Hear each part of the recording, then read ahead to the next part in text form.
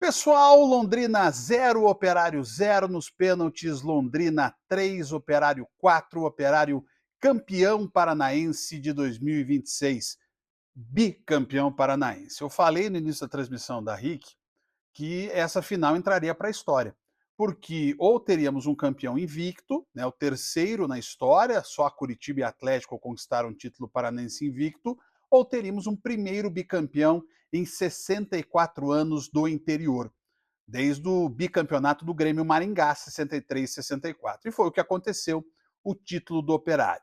Operário que tem uma virada de chave decisiva na troca de treinador, mais uma arrancada que vem especialmente no mata-mata. O Operário foi impecável no mata-mata. Enfrentou Azures, ganhou 2 jogos. Enfrentou o Curitiba, empatou os 2 jogos e ganhou nos pênaltis. Enfrentou o Londrina, empatou nos 2 jogos, ganhou nos pênaltis. Uma trajetória muito semelhante à do título do ano passado, quando as 3 séries foram nos pênaltis, né, contra São Joséense, Londrina e na final com o Maringá. Mas dessa vez, a equipe do Operário teve um resgate muito forte de uma identidade.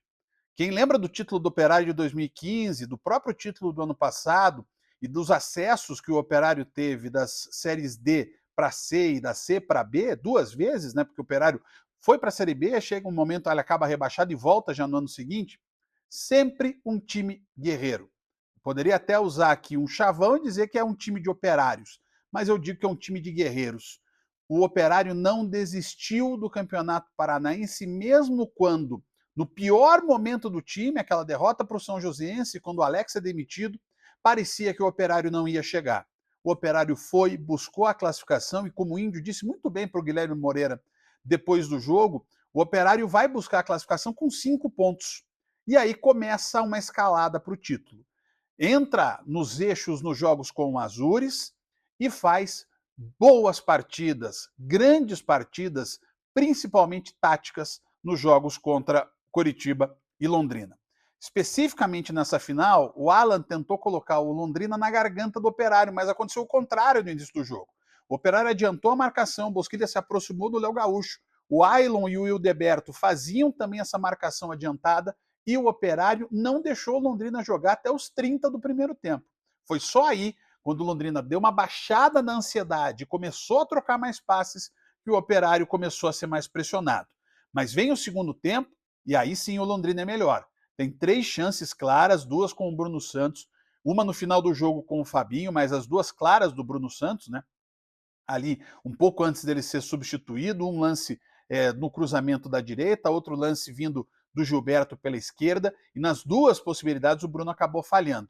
Mas o jogo, da forma que se desenhou, o empate em 0-0, ou um empate, digamos assim, ele não estava longe da realidade. Apesar do Londrina ter pressionado mais no segundo tempo, o Operário foi, na maior parte do primeiro tempo, melhor.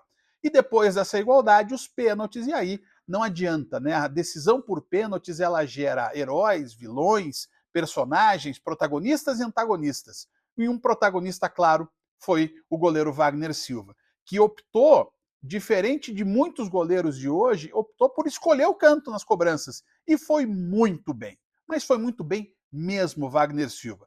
Pegou 2 pênaltis e foi um dos heróis do título. Além do Bosquilha, além desse índio que fez uma grande decisão, da presença importante do Ildeberto, de um zagueiro colombiano Coenu, que fez um grande campeonato paranaense, e sim do Luizinho Lopes, que mudou o jeito do Operário jogar e que resgatou a confiança de um time que, quando ele chegou, falou: olha, eu acredito nesse elenco, e por isso apostou nesse time para ser campeão paranaense. O Londrina com uma grande campanha, segundo ano seguido do Londrina com a melhor campanha do campeonato, e esse ano com essa questão que acaba sendo amarga de ser vice-campeão invicto do Campeonato Paranaense. Um ótimo Campeonato Paranaense, um campeonato que teve 2 finais, coisa que muito campeonato estadual não está tendo, um campeonato que soube se readequar ao calendário vigente e teve, sim, um bom nível. Teve, sim, um bom nível, imaginando que é um início de temporada, imaginando que ele foi disputado em 2 meses de forma muito rápida,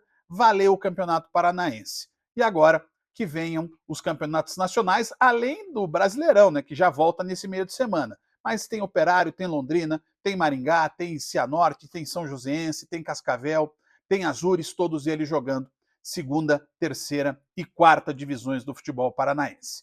Um ótimo final de campeonato com muita emoção e uma grande conquista do Operário, mais uma vez, com muita dignidade, com muita alegria para o torcedor de Ponta Grossa, campeão paranaense, bicampeão paranaense. Um abraço!